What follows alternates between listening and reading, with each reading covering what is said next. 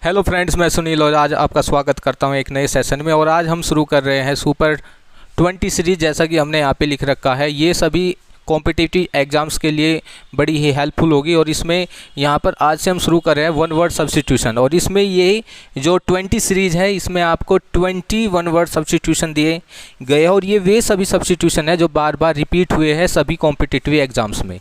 तो यहाँ पे शुरू करते हैं फ्रेंड्स। और शुरू करने से पहले मैं यही कहना चाहूँगा, अगर आपने अभी तक चैनल को सब्सक्राइब नहीं किया है तो चैनल को सब्सक्राइब कर लीजिए, बेल आइकन को प्रेस कर लीजिए, जिससे हमारी जल्द से जल्द आपको नोटिफिकेशन समय से मिल जाए। तो आइए फ्रेंड्स शुरू करते हैं।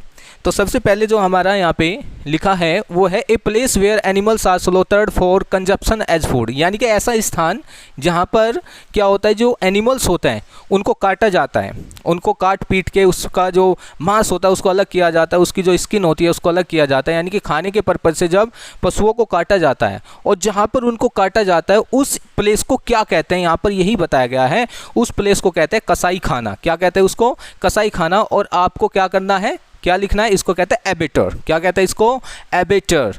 जहाँ पर क्या किया जाता है, जहाँ पर एब किए जाते हैं। एबेटर मतलब जहाँ पर एब किए जाते हैं। और एब क्या होता है भाई? जानवरों को मारना एक एब ही तो है। तो ये क्या हो गया आपका? एबेटर, कसाई खाना। अब जो यहाँ पे बिलू में हमने लिखा है नाउन। एबेटर क्या है? आपका एक नाउन है। कौन सा है ये? नाउन है। सेकंड, ये आपको कहाँ पे और हेल्पफुल रहेगा? ये आपके लिए हेल्पफुल रहेगा किसमें? ये हेल्प रहेगा आपके स्पेलिंग चेक्स में, क्योंकि कंपटीशन में स्पेलिंग्स पूछी जाती है। और यही वे स्पेलिंग्स है जो आपसे पूछी जाती है। जैसे एबेटर, तो एबेटर क्या होता है? कसाई खाना, जहाँ पर पशुओं को मारा जाता है, काटा जाता है। किसके लिए? For the purpose of food, यानी कि फूड के लिए। आपने देखा भी होगा कसाई खाना। नेक्स्ट है द सुपीरियर ऑफ मोनेस्ट्री। बहुत सारे मठ होते हैं, जैसे बौद्ध मठ होते हैं, आपको मिल जाएगा भूटान में देखने को मिल जाएंगे, नेपाल में मिल जाएगी, चाइना में मिल जाएंगे। देयर आर सो मैनी मठ, मोनेस्ट्री।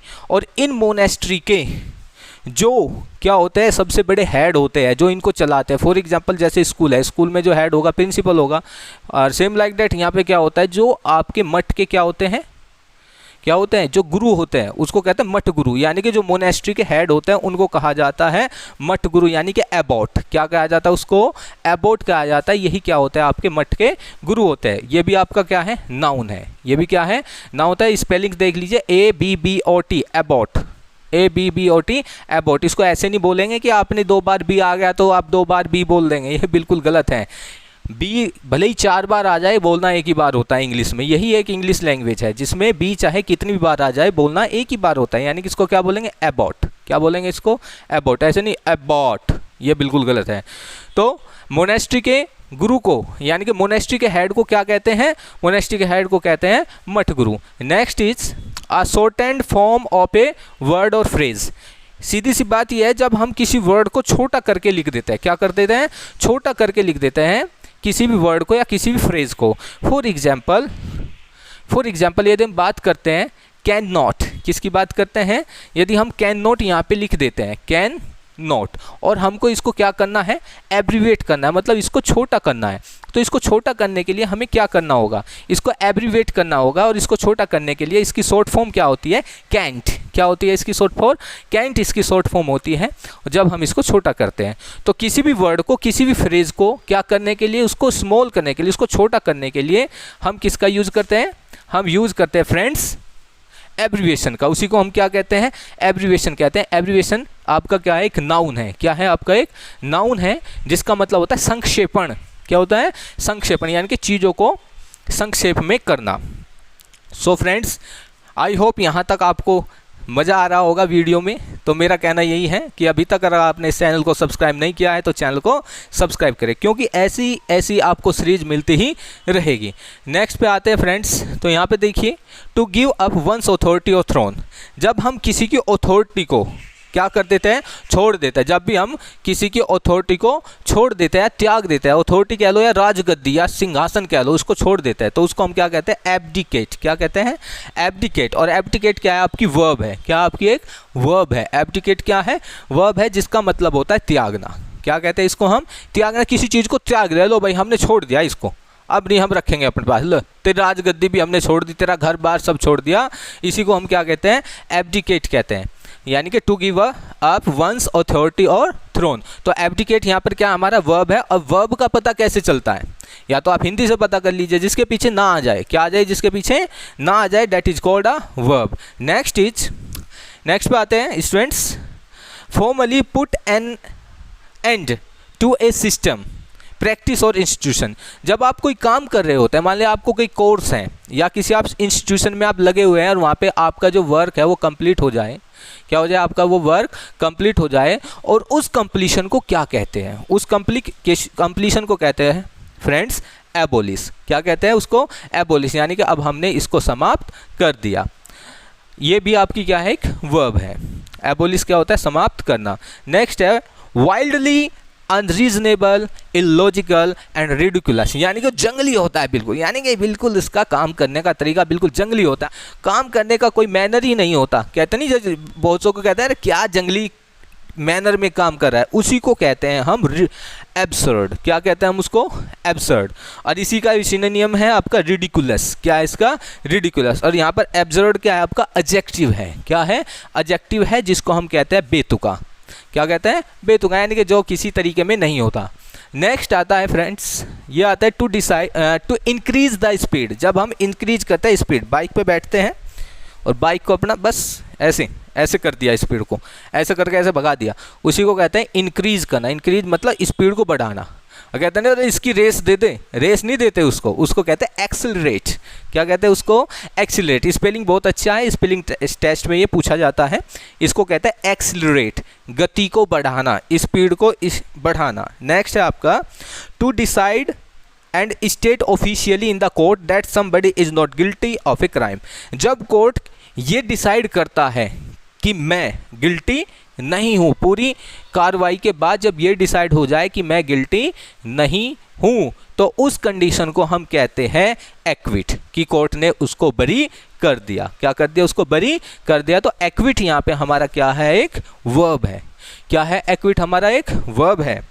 आगे बढ़ते हैं। Now next is 9, one who performs daring gymnastic feats. यानी कि आपने देखा ना, जिम्नास्टिक में आपने देखा होगा आजकल वीडियो चलती है, बहुत सारे रील्स आती है जिसमें जिम्नास्टिक के काम करते हैं, कोई ऐसे काम कर रहा है, यानी कि एकदम अलग अलग तरीके से कोई उसी को कहते हैं जिम्नास्टिक फ्रीक, जो कलाबाजी करता है। क्या करता है, कलाबाजी।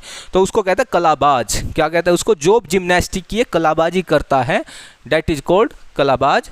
एक्रोबैट। क्या कहते हैं उसको, एक्रोबैट। और एक्रोबैट क्या होता है, हमारा नाउन होता है, और इसी को हम कहते हैं कलाबाज।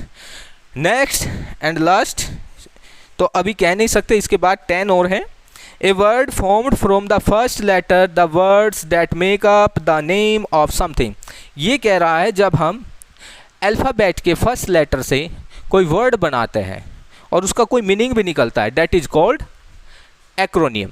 क्या कहते हैं उसको, एक्रोनियम। यानी कि वर्ड्स के पहले अक्षर से बना एक शब्द, यानी कि वर्ड्स के जो पहले अक्षर होता है उससे बना एक शब्द, उसी को हम क्या कहते हैं, एक्रोनियम कहते हैं। तो फियर ऑफ ग्रेट हाइट्स, यानी कि जिसको, जो देखा होगा ना आपने, जो ज़्यादा ऊंचाई पे चला जाता है और ज़्यादा ऊंचाई पे जाता उसके पैर कांपने लगते हैं। क्या कांपने लगता है, इसके पैर कांपने लगते हैं। उसी जब उसके पैर कांपने लगते हैं तो उसके अंदर डर आ जाता है। क्या आ जाता है, डर। उसी को हम कहते हैं एक्रोफोबिया। क्या कहते हैं, एक्रोफोबिया। जिसको ऊंचाई से डर लगता है, दैट इज कॉल्ड एक्रोफोबिया। और ये आपका क्या है, एक नाउन है। अब जो एक्रोफोबिया, फोबिया बहुत टाइप्स के होता है, इनकी हम अलग से वीडियो लेके आएंगे कि फोबिया कितने टाइप्स के होते हैं, उनकी भी अलग से सीरीज निकालेंगे।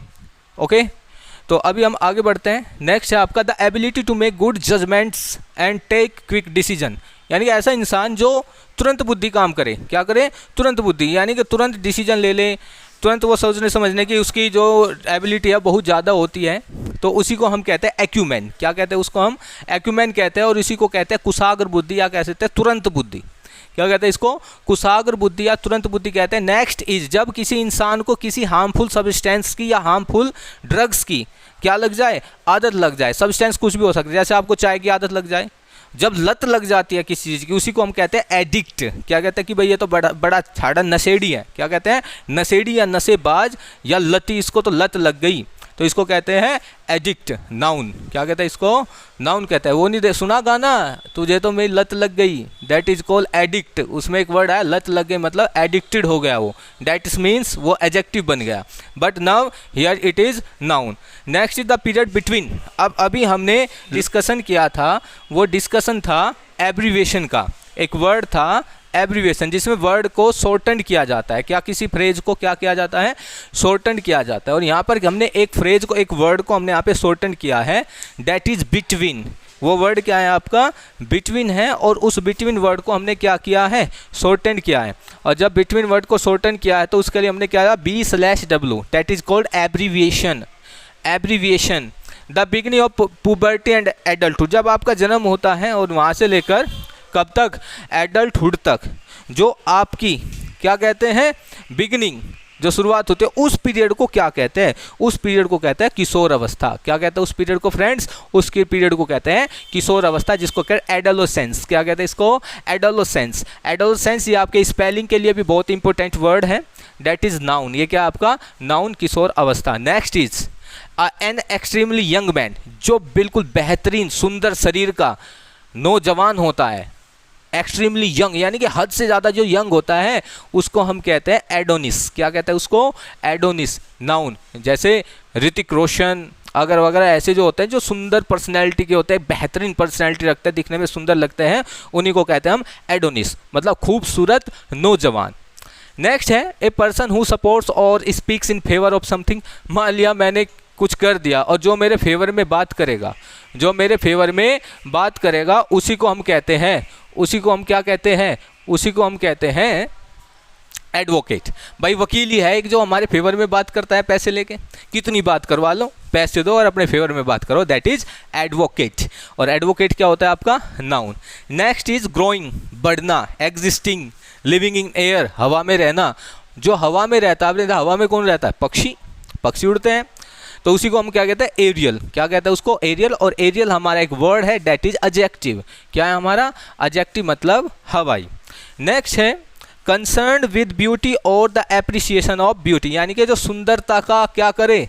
प्रशंसक हो। जहाँ कहीं भी सुंदर चीज़ें मिले और बस उसकी प्रशंसा करनी शुरू कर दें, यानी कि जो सुंदरता का क्या करे? बोधी हो, यानी कि सुंदरता का उसको पता हो कि क्या चीज़ सुंदरता है, उसको कहते हैं aesthetic. This is very important word for spelling check, that is aesthetic. क्या कहते हैं इसको? एस्थेटिक कहते हैं सौंदर्य बोधी। Next is a list of agenda to be discussed at a meeting.